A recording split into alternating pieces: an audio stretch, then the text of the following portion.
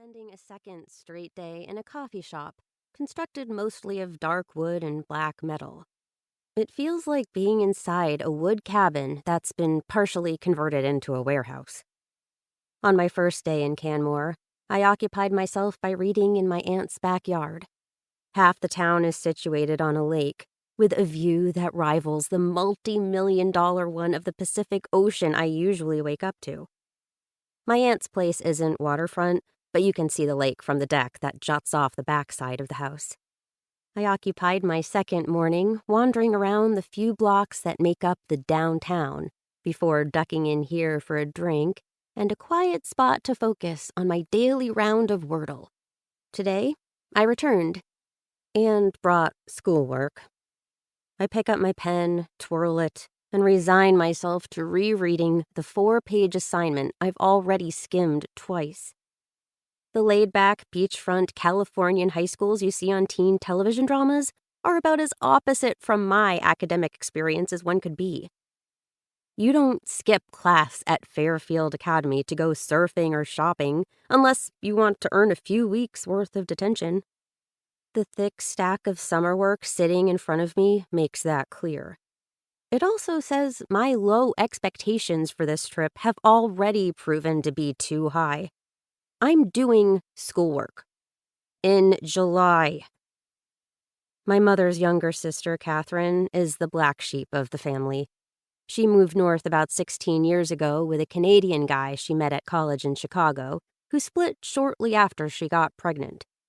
She ended up in Canmore and has lived here ever since, running a freelance photography business that seems to be successful, considering she's managed to make a living with it.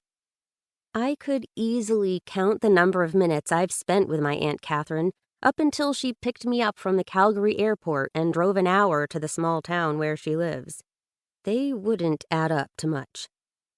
Aunt Catherine and my mother are about as opposite as two people can be. My grandparents' conservative, old-fashioned outlook on life didn't meld well with their younger daughter's life choices, and my mother followed their lead.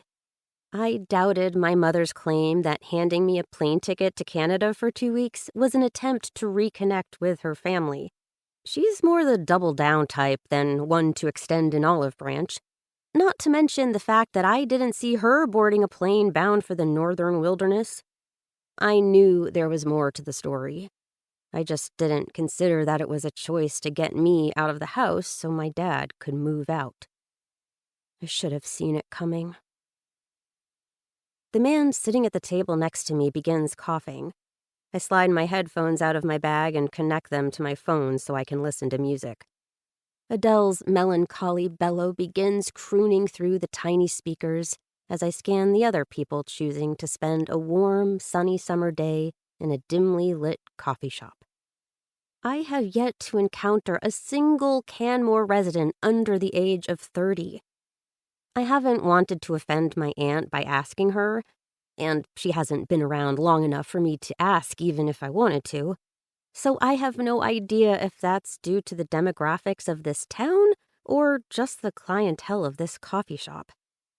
It would be a better question for my cousin Annabelle, who is just 4 months younger than me. I haven't seen her since I was 8.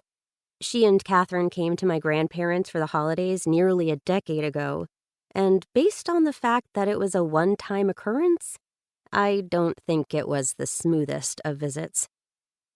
After sitting around the house for a day waiting to re-meet my cousin, I gave up on her as a potential ally. 2 additional days of not so much as seeing her haven't exactly convinced me her absence is a coincidence.